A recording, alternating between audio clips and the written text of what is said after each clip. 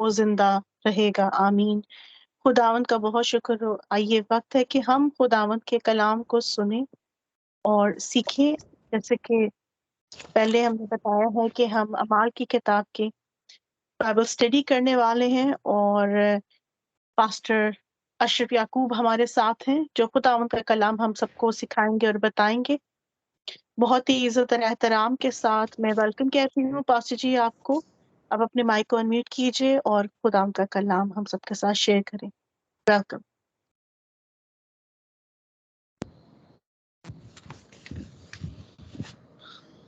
खुदावंद यीशु मसीह में आप सबको सलाम।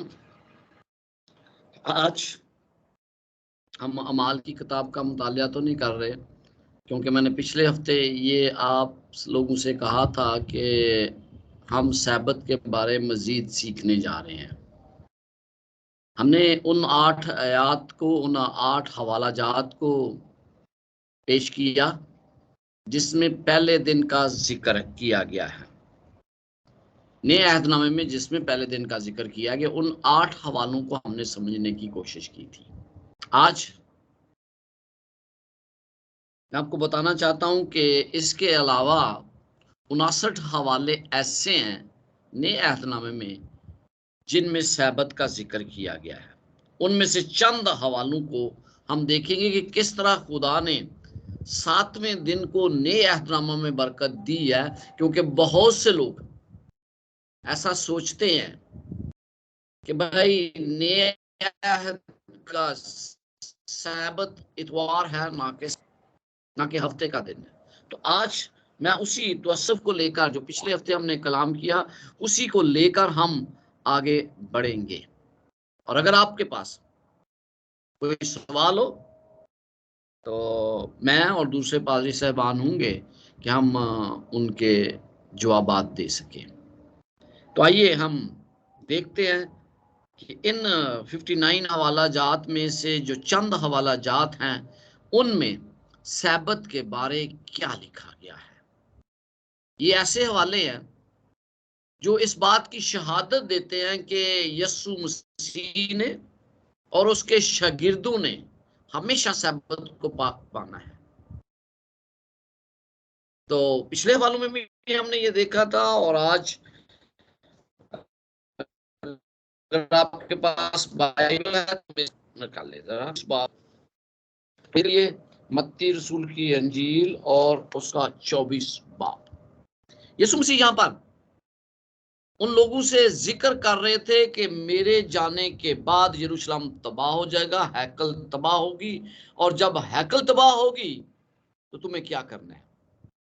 15 आयत से पढ़ने लगा हूं, जहां पर लिखा है, पस जब तुम उस उजड़ने वाली मकरू चीज को जिसका जिक्र दानियेल नबी की मार्फत हुआ मुकद्दस मुकाम में खड़ा हुआ देखो, पढ़ने वाला समझ ले, तो जो यहूदिया में हूं वो पहाड़ों पर भाग जाए, जो कोठे पर हूं वो अपने घर का असबाब लेने को नीचे ना उतरे, और जो खेत में हूं वो अपना कपड़ा लेने को पीछे ना लौटे, मगर अफसोस उन पर जो उन दिनों में हामला होंगी और दूध पिलाती होंगी। बस दुआ करो कि तुम साहब के दिन भागना ना पड़े, क्योंकि उस वक्त ऐसी बड़ी मुसीबत होगी कि दुनिया के शुरू से ना अब तक हुई ना कभी होगी। जहां पर आप क्या पढ़ते हैं, तो खास आयत है यीशु मसीह यहाँ पर बता रहे हैं कि भाई मेरे जाने के बाद कलाम कैसे होगी। वो अपने शागिर्दों को वाजिया कर रहे हैं कि वो वक्त आएगा कि यरूशलेम और ये हैकल तबाह होने जा रही है। और आपको पता है कि हैकल जो है वो 70 ईस्वी में तबाह हुई। यीशु मसीह के जाने के 40 साल बाद वो हैकल तबाह हो गई। जहां पर आप पढ़ते हैं, लिखा है कि बस दुआ करो कि तुमको झाड़ू में या सैबत के दिन भागना ना पड़े। यीशु मसीह ने ये अल्फाज क्यों इस्तेमाल किए? वो जानते थे कि ये हैकल तबाह होगी और मसीहों को यहां से भागना पड़ेगा अपनी जान बचाने के लिए। वो जानते थे। इससे पता चलता है हमें कि खुदावंद के साल के मौसमों की तरह सैबत का दिन भी याद था। कहता झाड़ू में, सर्दी में तुम्हें भागना ना पड़े। और जैसे मैंने कहा कि ये वाकया 70 ईस्वी में हुआ है। इस हवाले से हमें ये पता चलता है कि खुदा, हमारा खुदा सैबत के अख्तराम से आगाह था और उसने अपने शागिर्दों को भी ये वाजिया कर दिया कि उसका अख्तराम कितना जरूरी है। बाज लोग कहते हैं कि सैबत का दिन पूरा दिन नहीं बल्कि वक़्त का 7वां हिस्सा है, या 7वें में से कोई भी दिन, कोई खास दिन नहीं। अगर लोगों के मुताबिक सैबत की ये तशरीह ठीक है तो फिर हमारे खुदावंद को यूं कहना चाहिए था, लेकिन दुआ करो कि तुम्हें झाड़ू में या वक़्त के 7वें हिस्सा में भागना ना पड़े। कहता है कि सैबत के दिन भागना ना पड़े। और हमें इस बात की शहादत मिलती है कि सैबत ही खुदा का दिन है।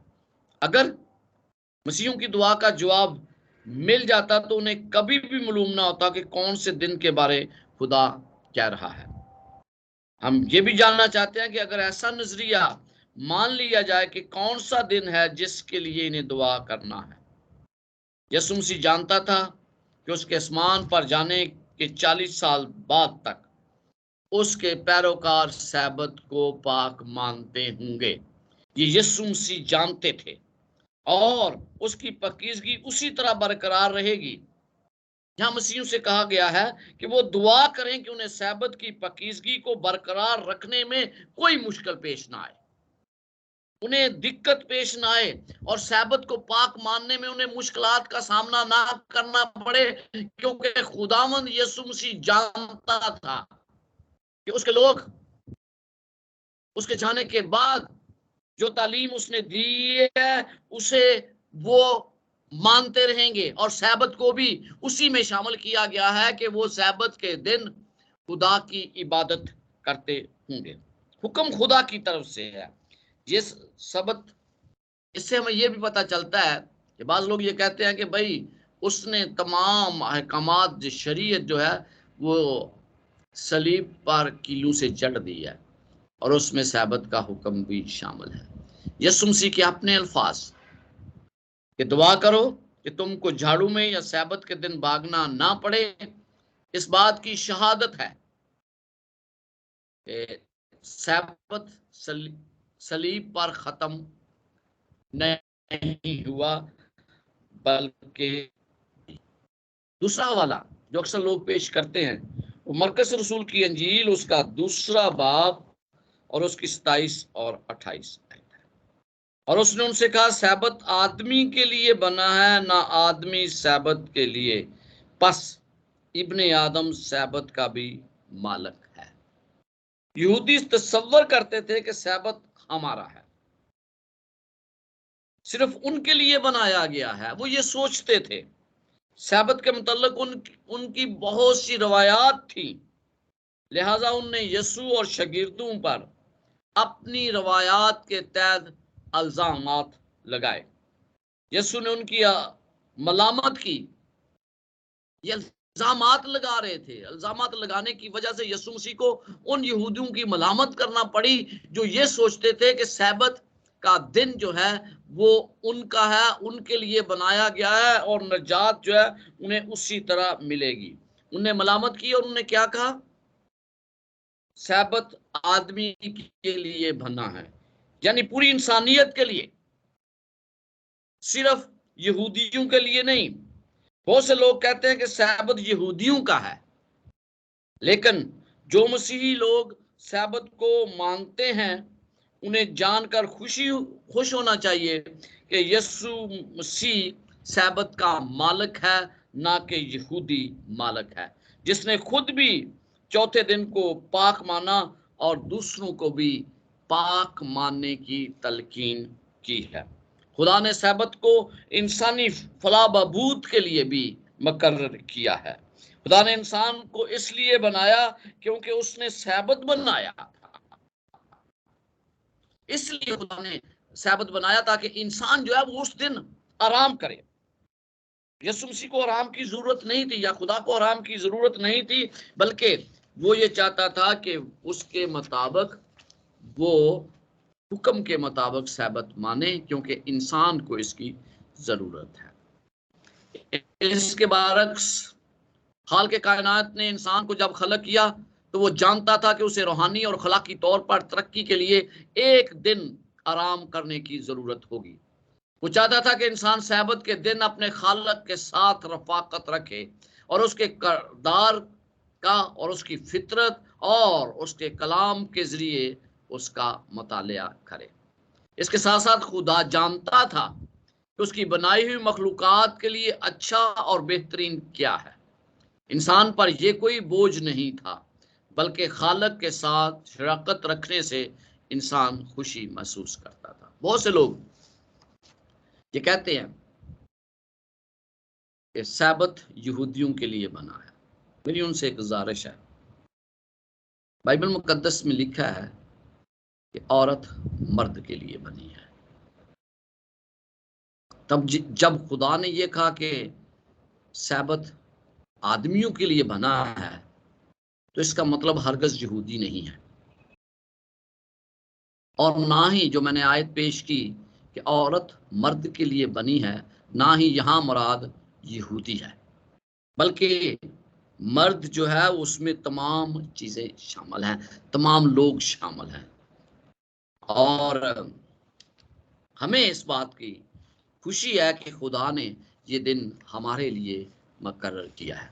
और फिर हम देखते हैं, एक और हवाला देखते हैं, लूका 23 बाब और उसकी 56 आयत लिखी है, में लिखा है, और लौटकर खुशबूदार चीजें और अतर तैयार किया। सैबत के दिन तो उन्होंने हुक्म के मुताबिक आराम किया। ये यीशु मसीह के उन पैरोकारों के बारे में है जिन्होंने कब्र तक उसका साथ दिया। छठे दिन के इख्तिताम पर यीशु की वफात हुई और उसे सलीब से उतारकर कब्र में रखा गया। मरियम ने आकर खुशबूदार चीजें तैयार की। फिर सूरज गरूब हो गया और सब्त का आगाज हुआ चाहता था, लिहाजा उन्होंने आराम किया। इस तरह हुक्म के मुताबिक लिखा है। इससे पता चलता है कि उन्होंने सब्त का हुक्म मसीह की मौत के बाद भी माना। लूका ने यह तहरीर यीशु मसीह की वफात के 28 साल बाद लिखी, जिससे पता चलता है कि मसीहों में सब्त का दिन मसीह की वफात के बाद भी मनाया जाता रहा, और ये दिन मसीही कलीसिया के लिए बड़ी अहमियत रखता है। अब हम अमाल की किताब की तरफ आते हैं, जहां रसूलों की मिसाल पर चलना चाहिए। इस पर जरूर तवज्जो देनी चाहिए, तो गौर करना चाहिए। पहले हम रसूलों की मिसाल को देखेंगे कि अगर वो खुदा के हुक्म के मुताबिक चलते थे तो खुदा ने उन्हें अपना अख्तियार दिया होगा। पौलुस और बरनबास में तकरार हुई, अमाल 15 बाब और उसकी 29 आयत में हम इसका जिक्र पढ़ते हैं। लेकिन कोई भी जरूरी नहीं समझता था कि उनकी इस मिसाल को अपनाए। अगर ये साबित किया जाए कि शागिर्द हफ्ते के पहले दिन इकट्ठे होते थे, तो इसमें सब्त की तब्दीली का कहीं जिक्र नहीं मिलता। लेकिन माल 7 बाब 20 आयत वाहिद हवाला है जिसके मुतालिक लोग ये दावा करते हैं कि हफ्ते का पहला दिन पाक माना जाना चाहिए। हमने पहले साबित किया कि शागिर्द सब्त की शाम को इकट्ठे हुए। अब हम सब्त के मुतालिक रसूल की मिसाल पर गौर करेंगे।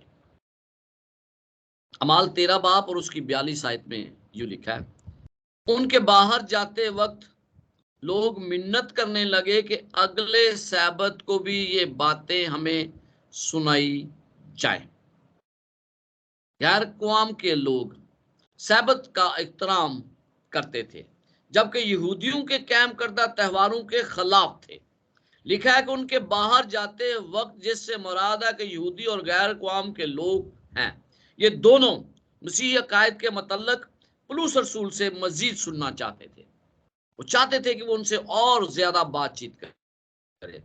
इसके बावजूद उन्होंने मसीह मनाद को दावत दी कि वो उन्हें अगले सैबत ये बातें बताए। दूसरे सैबत को तकरीबन सारा शहर, लिखा है दूसरे सैबत को तकरीबन सारा शहर खुदा का कलाम सुनने को इकट्ठा हुआ। जहां पूरा शहर इकट्ठा हो गया, जिसमें यहूदी और गैर कौम के लोग भी शामिल थे। यानी पौलुस रसूल बहुत बड़े हजूम को सैबत के दिन का पैगाम सुना रहा था। रसूलों ने इस पर अमल किया है। फिर हम अमाल 16 बाब और उसकी 13वीं आयत में पढ़ते हैं, और सैबत के दिन शहर के दरवाजे के बाहर नदी के किनारे गए। ये पौलुस रसूल की बात की जा रही है, जहां समझे कि दुआ करने की जगह होगी, और बैठकर उन औरतों से जो इकट्ठी हुई थी कलाम करने लगे। पौलुस रसूल, सलास, तीमुथियुस और लूका अजनबी शहर में थे, और सैबत के दिन उनकी ख्वाहिश थी कि यहूदियों के साथ मिलकर सैबत की इबादत करें, ताकि उन्हें खुदा की खुशखबरी का पैगाम दे सके। जब उन्हें कोई इबादत खाना ना मिला तो वो सैबत की इबादत के लिए शहर से बाहर चले गए। हो सकता है वो जानते हो कि शहर के बाहर लोगों के जमा होने की जगह मौजूद हो, जहां दुआ की जा सके। जहां इबादत खाना नहीं होता था, वहां यहूदी इकट्ठे होने के लिए किसी जगह का इंतखाब कर लेते थे। जहां इबादत खाना ना होने की वजह से औरतें इबादत के लिए हस्बे दस्तूर जमा थी। लुदिया के बारे में खुदा का कलाम सुना और खानदान समेत उसने बपतिस्मा लिया। क्या पौलुस रसूल का सैबत के दिन कलाम करना मामूल था? क्या ये उसका दस्तूर था? आए अमाल 17 बाब और उसकी 2 आयत देखते हैं, जहां पौलुस अपने दस्तूर के मुताबिक के पास गया और 3 सबतों को किताबे मुकद्दस से उनके साथ बहस की। दस्तूर के मुताबिक एक दिन नहीं सिर्फ, बल्कि क्या लिखा है, 3 सैबत। अमाल 17 बाब 2 आयत वाजिया कर देती है कि पौलुस रसूल सैबत को पाक मानता था, इसलिए उसका ये दस्तूर था। फिर अमाल 18वां बाब और उसकी 1 से 11 आयात में एक गवाही दर्ज है। पौलुस रसूल अकुला और परसिकला के साथ रहता था। वो मिलकर खैमादोजी करते थे, और बाइबल मुकद्दस में लिखा है 4 आयत में, और वो हर सैबत को इबादत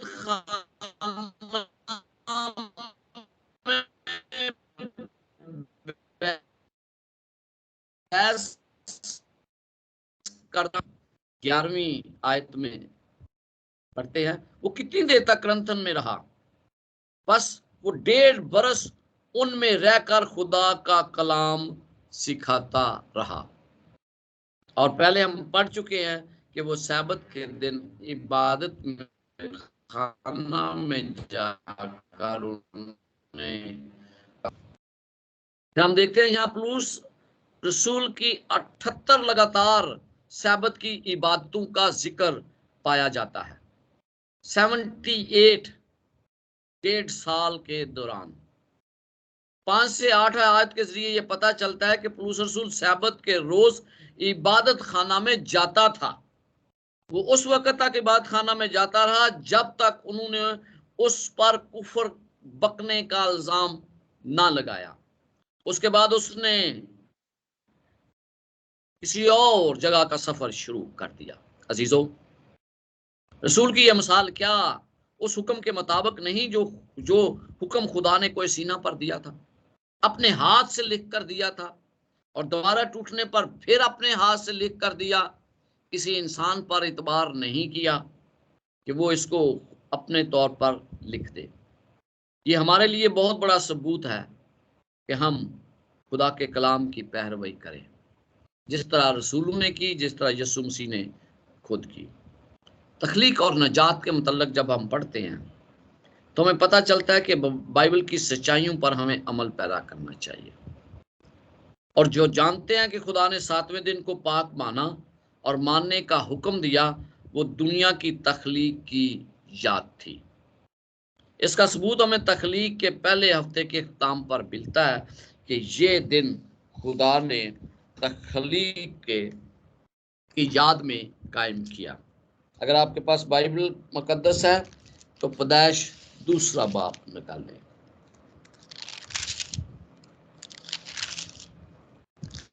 पैदाइश 2 बाब में लिखा है, सो आसमान और जमीन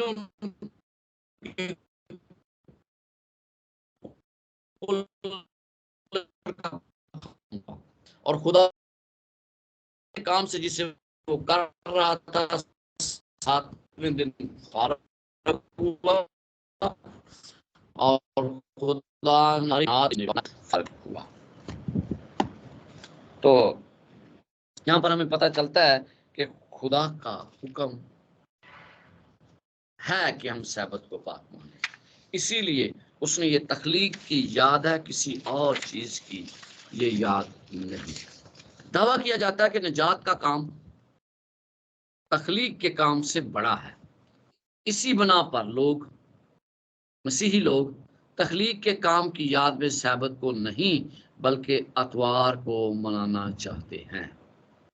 इसलिए खुदावंद यीशु मसीह पहले दिन जी उठे थे।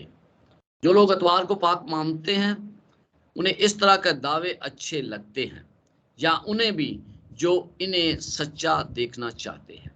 लेकिन अगर वो बाइबल का मुतालिया करें तो उन्हें इस बात में कोई सच्चाई नजर नहीं आएगी। इससे बढ़कर ये कि बाइबल मुकद्दस में कोई ऐसा हवाला मौजूद नहीं जो ऐसे नजरियात से इत्तेफाक रखता हो। नजात तख्लीक से जुड़ी है मेरे अजीजों। इतवार को मानने वाले इससे इत्तेफाक करते हैं कि खुदा ने ऐसा कभी नहीं कहा कि नजात तख्लीक से ज्यादा अहमियत की हामल है। तो फिर किसी इंसान के पास ऐसा कौन सा दावा है या ऐसा कौन सा अख्तियार है कि उसे बुनियाद बनाते हुए कहे कि सब्त तब्दील हो चुका है? और क्या वो इसका मजाज है? कोई इंसान ये कि नहीं, निजात तख्लीक से बढ़कर है। लेकिन अगर ख्याल कर भी लिया जाए कि निजात ज्यादा है या ज्यादा अहमियत रखता है, तो फिर कौन जानता है कि हमें इसकी याद के लिए कौन सा दिन मानना चाहिए? खुदा ने किसी इंसान से यह तवक्को कभी नहीं की कि वो कोई दिन निजात के लिए मनाए। निजात का दिन हमें हर रोज याद रखना है। लेकिन अगर किसी भी याद का पाक दिन हफ्ते में हमें मनाना चाहिए, तो फिर दिन को मनाना चाहिए जो ज्यादा वजूहात हो सकती है से निजात मिलती है, बल्कि यह कहा गया कि हमें उसके खून बहाए जाने के वसीले से निजात मिलती है। फिर हम जुमा क्यों ना मना ले? बाइबल मुकद्दस में लिखा है, और वो नया गीत गाने लगे कि तू ही इस किताब को लेने और उसकी मोहर खोलने के लायक है, क्योंकि तूने ज़बा होकर अपने खून से हर एक कबीला और अहले ज़बान और उम्मत और कौम में से खुदावंद के वास्ते लोगों को खरीद लिया। ये हमें क्या पैगाम देती है आयत? मुकाशवा 5 बाब और उसकी 9 आयत मैंने पढ़ी है। ये लिखा है कि यीशु मसीह के खून बहाए जाने के जरिए हमें निजात मिलती है। उसने हमें खून से खरीदा है, तो फिर हम क्यों ना वो दिन मनाएं अगर हम ये चाहते हैं। आए इस तरह के दूसरे चंद हवाला जात पर गौर करें। बाइबल मुकद्दस में इफिसियों 1 बाब 7 आयत में लिखा है, हमको उसमें उसके खून के वसीला से मखलसी यानी कसूरों की माफी उसके उस फजल की दौलत के मुआफिक हासिल है। आप और भी आयत पढ़ सकते हैं। कुलसियों 1 बाब 14 आयत और अबरानियों 9 बाब 12 और 15 आयत। निजात यीशु मसीह के खून के जरिए है अजीजों। जिस दिन उन्होंने हमारी निजात के लिए खून बहाया और कहा तमाम हुआ। अगर किसी दिन को इसके लिए मनाया जाना चाहिए तो ये दिन सबसे ज्यादा करीब है। मैं ये नहीं कह रहा कि हमें मनाना चाहिए, बल्कि मैं उन लोगों को दलील पेश कर रहा हूं कि अगर हमें मनाना चाहिए तो फिर ये दिन क्यों ना मना लिया जाए। कहा यह जाता है कि मसीह की पहली आमद में उसके जी उठने का दिन सबसे ज्यादा हराम है।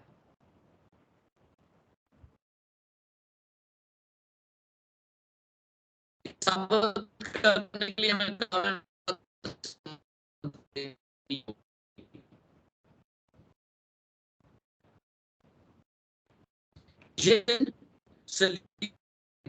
दिन से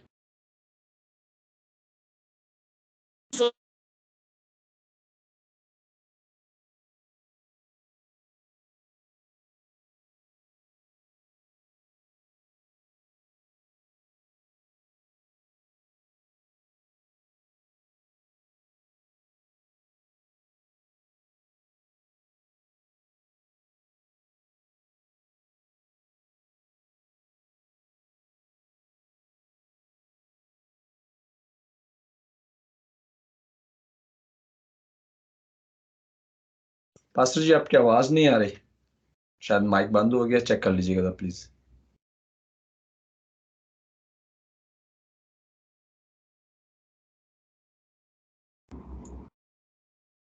हेलो, आवाज आ रही है? जी आवाज अभी आ रही है? जी अभी आ रही है। ठीक हो गई है? जी पास्टर जी बिल्कुल ठीक हो गए पास्टर जी। हेलो जी आपको आवाज हमारी आ रही है पास्टर जी? अ, आ रही है? जी आपकी आवाज आ रही है, we can hear you. Okay, thank you very much. Okay, हमें किसी तरह भी अपनी अकल के तहत हम ये दावा नहीं कर सकते। हम ये नहीं कह सकते कि हम अपने तौर पर इसको तब्दील कर रहे हैं, क्योंकि हमारी अकल खुदावंद के कलाम में पहला कुरिन्थियों पहला बाब और उसकी 19 और 20 आयत में लिखा है कि हमारी हिकमत बेवकूफी है। रसूल ने यीशु के जी उठने के बाद बहुत कुछ तहरीर किया है। उसने बहुत से खतूत लिखे और उन्होंने कभी भी ये तालीम नहीं दी कि पहले दिन नजात की याद के बाद, या उन्होंने कभी भी ये नहीं कहा कि मुस्तकबिल में ऐसा करने की हिदायत कलीसिया को दी जानी चाहिए और सब चीजों को नया बना देगा, लिखा है बाइबल मुकद्दस में। तो फिर जो यहाँ सैबत को मानते हैं उसे वहां मनाने में भी यकीनन खुशी महसूस होगी, क्योंकि मैंने पिछले हफ्ते आपको बताया था कि सैबत का दिन हम आसमान पर भी जाकर मनाएंगे। ईसाया 66 बाब में ये बात पाई जाती है। लेकिन इस दौरान जबकि हम उसकी निजात के दिन का इंतजार कर रहे हैं, जब हम यीशु मसीह के साथ जाने की तैयारी कर रहे हैं, तो हमें उस दिन को पाक मानना है, उस दिन को मुकद्दस मानना है जिसका हुक्म मेरे खुदा ने दिया है। मैं किसी इंसानी रवायात के तहत सैबत को पाक नहीं मानूंगा, या मैं इंसान की हिकमत पर भरोसा करते हुए नहीं, बल्कि जो कलाम मुकद्दस में लिखा है वो मेरे लिए अहम है। पादरी अशरफ जो आपको कहता है उसको ना माने, लेकिन जो कलाम मुकद्दस कहता है उसको मानना हर मसीह का फर्ज है। लेकिन अगर मसीह लोग खुदा की मौत और जी उठने के दिन को याद रखना चाहते हैं, तो फिर जो दिन खुदा के आराम का दिन है और जो दिन दुनिया की इब्तिदा से मुकर्रर है, उसे पमाल मत करें। आप मानना चाहते हैं, उसके जी उठने का दिन मानना चाहते हैं, मनाएं, लेकिन जिसको उसने पाक ठहराया है, मुझे कोई हक नहीं पहुंचता कि मैं उसको पैमाल करूं। जब हम सच्चाई का दामन छोड़ देते हैं तो हम गलत तालीम की तरफ चले जाते हैं, हम गलत तालीम को बेहतर महसूस करते हैं। अगर झूठी मखलसी की याद को सामने ना रखा जाए तो फिर हमारे लिए सच्चाई से पर्दा उठ सकता है। खुदा ने हमें खुद तख्लीकी यादगारी के लिए दिन मनाने का हुक्म दिया है और उसका हुक्म अभी तक तब्दील नहीं हुआ। अगर उसका हुक्म अभी तक तब्दील नहीं हुआ तो मैं कौन होता हूं कि मैं उसको तब्दील करूं। हमारे लिए जरूरी है कि हम खुदा के हुक्म पर माने, ना कि इंसान के बनाए हुए अहकामात की पैरवी करें। क्या आप हमारे खुदा की मौत का दिन मनाना चाहते हैं? क्या आप मनाना चाहते हैं? आपकी सलीब या उसकी सलीब का दिन मनाना चाहते हैं, जिसकी बाइबल के मुताबिक जरूरत नहीं है कि हम उसके बदले में सैबत के दिन को कुर्बान कर दें, मनाएं, लेकिन सैबत के दिन को उस पर फोकियत ना दें। बाइबल में हमें बताया गया कि हमें कौन सा दिन मनाना चाहिए।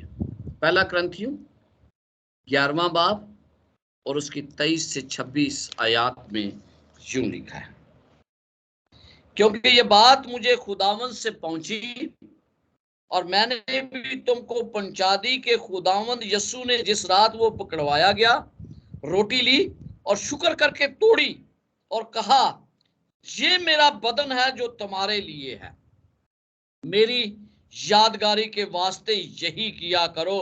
क्योंकि जब कभी तुम ये रोटी खाते और इस प्याले में से पीते हो तो खुदावंद की मौत का इजहार करते हो जब तक वो ना आए। खुदा ने हमें हुक्म दिया है कि हम इस दिन को मनाएं, यानी कि शायर बानी में मनाने का खुदा ने हमें हुक्म दिया है। तो अगर कोई दिन अहमियत रखता है तो वो क्या शायरबानी का दिन है, जिसके लिए मुझे मनाना चाहिए, जो हमें इस बात की गवाही देता है कि यीशु मसीह ने मेरे लिए और आपके लिए जान दिया और उस सलीब पर चढ़ गया। क्या आप नजात दहिंदा के कब्र में रखने और जी उठने की याद मनाना चाहते हैं? यस, बाद लोग मनाना चाहते हैं। आपको पहले दिन को मनाने की जरूरत नहीं है। खुदा ने इसकी याद इससे बेहतर और मखसूस तरीके से मनाने के लिए कहा है। क्या तुम नहीं जानते कि हम जितने मसीह में बपतिस्मा लिया उसकी मौत में शामिल होने का बपतिस्मा लिया? बस मौत में शामिल होने का बपतिस्मा जो है, उससे मुराद क्या है? हम उसके साथ दफन हुए ताकि जिस तरह मसीह बाप के जलाल के वसीला से मुर्दों में से जलाया गया, उसी तरह हम नई जिंदगी में चलें। क्योंकि जब हम उसकी मौत के मुशाबत से भी उसके साथ पवस्ता होंगे और बेशक उसके जी उठने की मुशाबत से भी उसके साथ पवस्ता होंगे। रोमियो 6 बाब और उसके 3 से 5 आयत। और उसके साथ बपतिस्मा में दफन हुए और उसमें खुदा की कुव्वत पर ईमान लाकर जिसने उसे मुर्दों में से जलाया उसके साथ जी भी उठे। बहुत सी कलीसियां ऐसी हैं जिन्होंने बपतिस्मा की रस्म को तरक कर दिया है, उसको असूल को तरक कर दिया है। लिहाजा मेरी उनसे गुजारिश है, उन्हें याद दिलाना चाहता हूं कि उन्होंने गुनाह पर गुनाह किया है और उन्होंने खुदा के दिन को लेकर उसे अतवार के दिन में बदल दिया है। इसी तरह उन्होंने खालिक की दूसरी याद को तबाह कर दिया ताकि वो खुदा के जी उठने की याद मना सके। उन्होंने दोनों चीजों को तबाह कर दिया, बहुत सी कलीसियाओं ने, एक सैबत को भी और बपतिस्मे की रस्म को भी। अजीजों,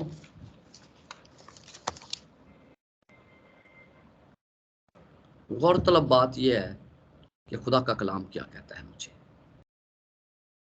खुदा के कलाम में जो लिखा है वो मेरे लिए आम है।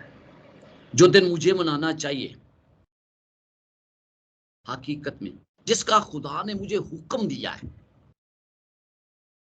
वो है शायरबानी या खुदावंद यीशु मसीह में नई जिंदगी, नया बर्थ, नए सिरे से जन्म लेना। उस दिन को क्यों ना मनाए हम, जिस दिन मेरी जिंदगी तब्दील होती है, मैं मसीह को कबूल करता हूं और बपतिस्मा लेता हूं। कलीसिया रवायत के तहत हम जिंदगी गुजार रहे हैं। उससे लोग रवायात के कायल हैं और वो कहते हैं कि भाई मेरे बाप ने माना, मैं क्यों ना मानूं। काश मैं आपको इस बात पर कायल कर सकूं कि सच्चाई के लिए फैसला करने की ताकत खुदा ने आपको दी है। आपको सच्चाई के तहत फैसला करना है। खुदा के हुक्म पर अमल करना मेरा फर्ज है, और ये मेरा फर्ज था कि मैं आपको उसकी फर्माबरदारी के बारे बता सकूं। मेरी आपसे गुजारिश है कि उसकी फर्माबरदारी की मिठास को चख कर देखें। उसकी आमद के लिए तैयार हूं, इसमें हासिल करें। मेरी ये दुआ है। मैं हर एक को आसमान की बादशाहत में देखना चाहता हूँ, और यही दर्द मुझे मजबूर करता है कि मैं खुदा की सच्चाई को वाज़िह तौर पर बयान करूँ। खुदावंद आपके साथ हो, आपकी मदद करें। आमीन।